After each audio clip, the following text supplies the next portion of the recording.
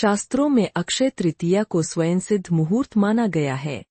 अक्षय तृतीया के दिन मांगलिक कार्य जैसे विवाह, गृह प्रवेश, व्यापार अथवा उद्योग का आरंभ करना अति शुभ फलदायक होता है। सही मायने में अक्षय तृतीया अपने नाम के अनुरूप शुभ फल प्रदान करती है। अक्षय तृतीया पर सूर्य व चंद्रमा अपनी उच्च राशि में रहते हैं। आइए जानें 25 बातों से अक्षय तृतीया का हेतु। नया वाहन लेना या गृह प्रवेश करना, आभूषण खरीदना इत्यादि जैसे कार्यों के लिए तो लोग इस तिथि का विशेष उपयोग करते हैं। मान्यता है कि यह दिन सभी का जीवन में अच्छे भाग्य और सफलता को लाता है। इसलिए लोग जमीन जायदाद संबंधी कार्य, शेयर मार्केट में निवेश, रियल एस्टेट के सौदे या कोई नया बिजनेस शुरू करने जैसे काम भी लोग इसी दिन करने की चाह रखते हैं। अक्षय तृतीया के विषय में मान्यता है कि इस दिन जो भी काम किया जाता है उसमें बरकत होती है।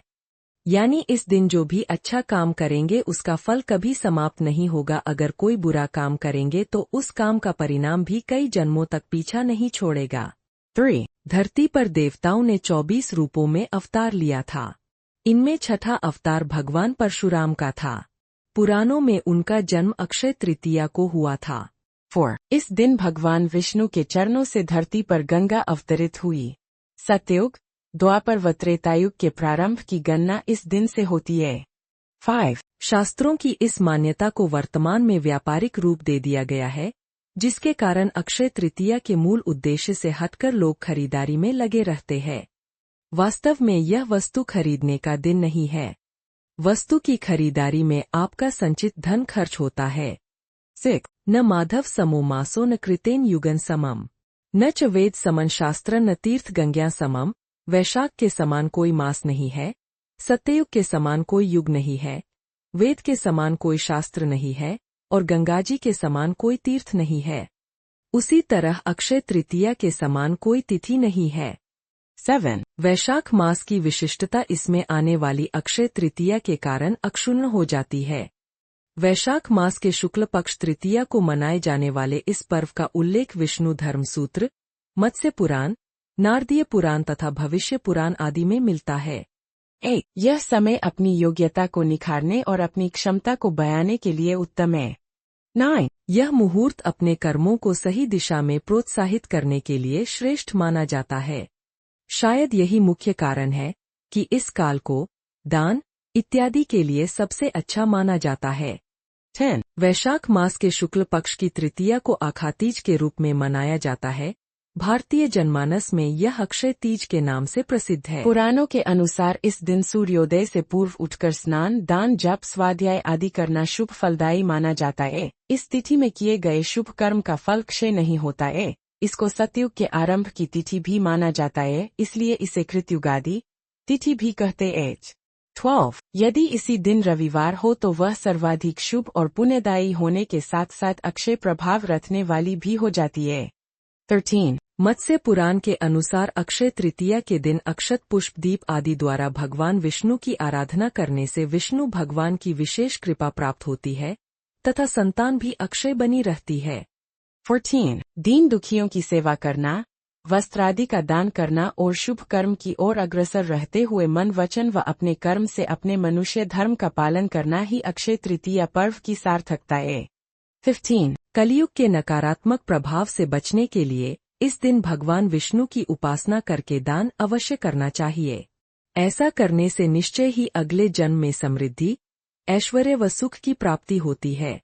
16. भविष्य पुराण के एक प्रसंग के अनुसार शाकल नगर रहने वाले एक वणिक नामक धर्मात्मा अक्षय तृतीया के दिन पूर्ण श्रद्धा भाव से स्नान, ध्यान व दान कर्म किया करता था, जबकि उसकी पत्नी उसको मना करती थी।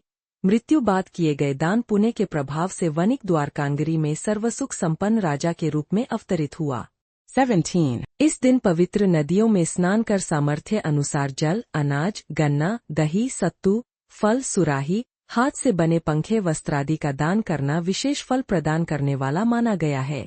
18. दान को वैज्ञानिक तर्कों में ऊर्जा के रूपांतरण से जोड़कर देखा जा सकता है।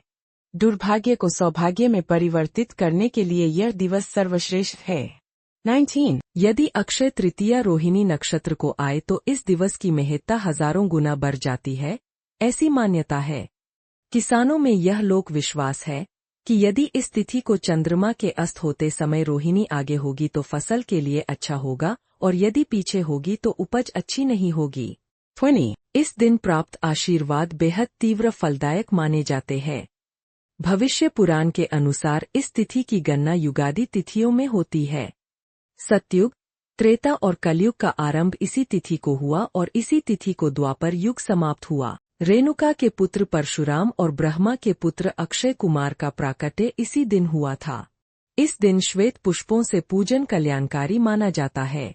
22 धन और भौतिक वस्तुओं की प्राप्ति तथा भौतिक उन्नति के लिए इस दिन का विशेष महत्व है। धन प्राप्ति के मंत्र, अनुष्ठान व उपासना बेहद प्रभावी होते हैं।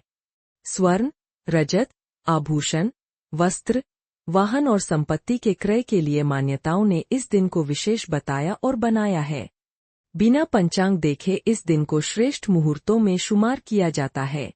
23 दान करने से जाने अनजाने हुए पापों का बोझ हल्का होता है और पुण्य की पूंजी बढ़ती है। अक्षय तृतीया के विषय में कहा गया है कि इस दिन किया गया दान खर्च नहीं होता है, यानी आप जितना दान करते हैं उससे कई गुना आपके अलौकिक कोष में जमा हो जाता है। इस दिन कुछ उपायों को करने से जीवन में सुख समृद्धि आने की मान्यता है। जाने अक्षय तृतीया के दिन क्या उपाय करेंगे। अक्षय तृतीया के दिन किसी पवित्र नदी में स्नान करना चाहिए। अगर नदी में स्नान करना संभव नहीं है तो घर में ही जल में गंगाजल मिलाकर स्नान कर सकते हैं। इसके बाद भगवान विष्णु व माता लक्ष्मी की विधिवत पूजा करनी चाहिए। मान्यता है कि ऐसा करने से मां लक्ष्मी प्रसन्न होती है और सुख समृद्धि का आशीर्वाद प्रदान करती है। 2 अक्षय तृतीया के दिन छायादार वृक्षों का रोपण करना शुभ माना गया है। हिंदू धर्म की मान्यताओं के अनुसार जिस तरह से ये वृक्ष सालों तक हरे भरे रहते हैं, उसकी तरह से इनका रोपण करने वाले व्यक्ति के जीवन में सुख समृद्धि बनी रहती है।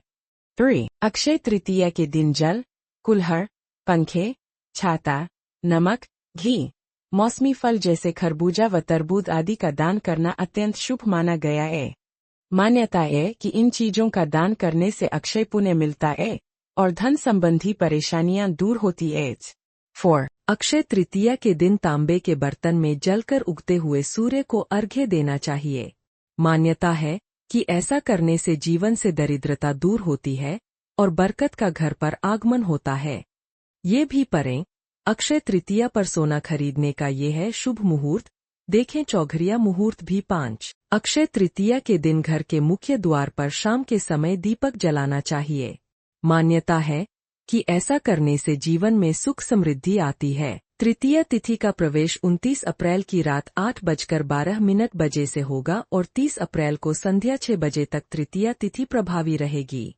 इस वर्ष अक्षय तृतीया पर एक दुर्लभ राजयोग का निर्माण हो रहा है जो लगभग 100 वर्षों बाद बन रहा है।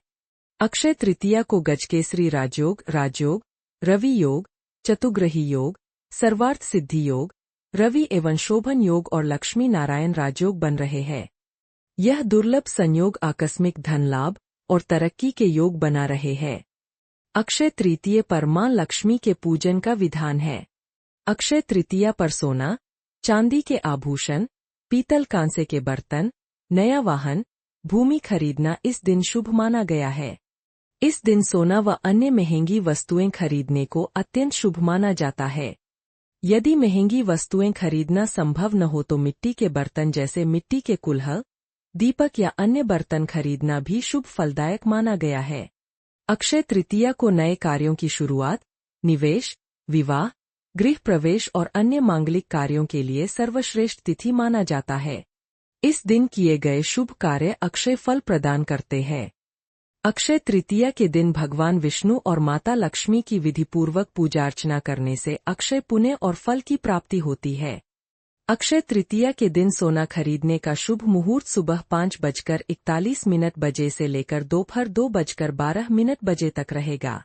इस दौरान सोने चांदी की खरीदारी के लिए शुभ और अक्षय फल प्रदान करने वाला माना जाएगा। और हाँ, वीडियो अच्छा लगा हो तो लाइक, शेयर और मेरे चैनल ज्ञानलोक को सब्सक्राइब करना मत भूले।